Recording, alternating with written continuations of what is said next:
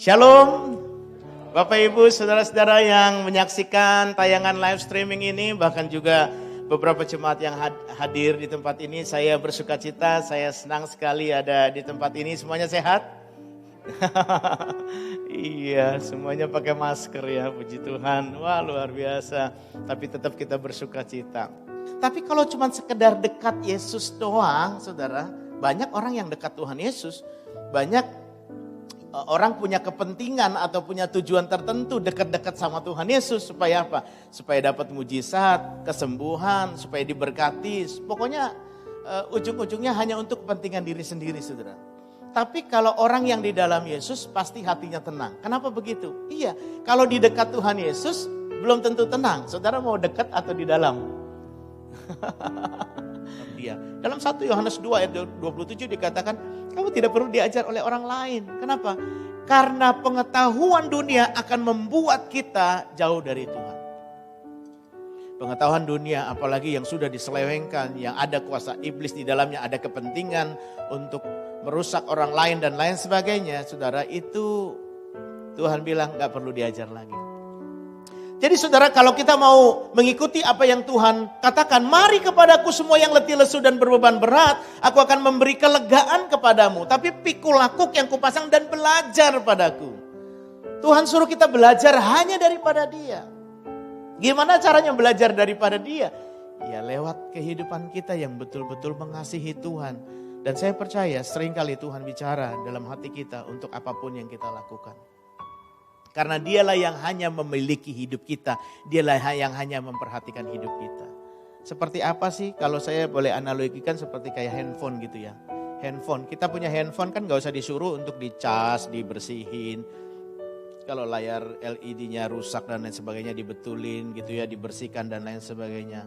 Kenapa? Karena punya saya. Tapi ketika saya sudah gak pakai lagi, saya akan jual atau saya kasih orang lain. Lalu ketika sudah dimiliki orang lain kan kita gak akan pesan sama dia, jangan lupa cas ya handphonenya, jangan lupa bersihin ya. Enggak, tidak akan pernah seperti itu. Kenapa? Karena kita bukan punya lagi, bukan yang punya sudah orang lain. Saya kira sama seperti itu ketika Tuhan sudah memiliki hidup kita. Tuhan bilang hidup kita bukan hidup kita lagi, bukan milik kita lagi, tapi milik orang lain, milik Yesus. Jadi Yesuslah yang memikirkan hidup kita. Yang memikirkan pelayanan dengan cara yang berbeda. Engkau tidak perlu khawatir akan masa depanmu, saudara. Tuhan akan pelihara kehidupanmu. Saudara bisa ketika engkau setia dan engkau aktif di dalam Tuhan, maka Tuhan akan memberikan ide-ide yang luar biasa. Katanya ide itu gratis, tapi eksekusinya yang mahal katanya gitu. Tapi enggak juga, saudara. Ketika saudara mau timbul kerinduan dari hati, semuanya bisa dilakukan. Jadi kalau Tuhan bilang mikirin kita, Dia gak cuma bilang mikirin biasa loh saudara. Kalau kita ngomong pejabat tinggi, ya udah saya akan ke sana nanti saya akan bantu. Itu bantu bukan cuma sekedar omongan. Kan Tuhan Yesus bilang dalam 1 Yohanes pasal yang kedua dikatakan, sebab keinginan daging, keinginan mata, keangkuhan hidup bukan berasal daripadaku. Tapi kenapa keinginan daging itu suka muncul? Tapi kenapa keinginan mata itu suka muncul? Tetapi kenapa keangkuhan hidup itu suka muncul? Kita lihat firman Tuhan bilang, keinginan mata, keinginan daging, keangkuhan hidup bukan dari Bapa tapi dari dunia. Nah sekarang saya lihat itu dari dunia. Lalu saya tanya sama diri saya, apakah saya mau ngikutin dunia atau ngikutin Tuhan? Begitu mudahnya orang untuk mengikuti Tuhan. Tapi begitu sulitnya juga orang untuk mengikuti keinginan daging.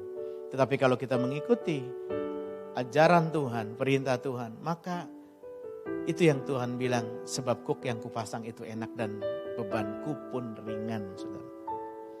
Tapi bagi kita percaya Tuhan sudah kasih karunia itu. Jadi tidak perlu terkesima dengan orang yang punya karunia seperti itu. Sebab firman Tuhan bilang semua Tuhan kasih karunia kepada orang percaya. Waktu kita baru mulai percaya, Tuhan kasih karunia itu. Tuhan ingatkan saya, Tuhan ingatkan kita, kesudahan segala sesuatu sudah dekat. Karena itu kuasailah dirimu dan jadilah tenang supaya kamu dapat berdoa. Cuman supaya bisa doa aja. Jadi kalau supaya doa gampang lah, gak usah karunia, gak usah mengendalikan diri, gak usah diem juga bisa. Ya, tapi Tapi Tuhan mau kita berdoa dengan cara yang berbeda. Seperti apa? Tanya sama Tuhan, saya tidak tahu seperti apa.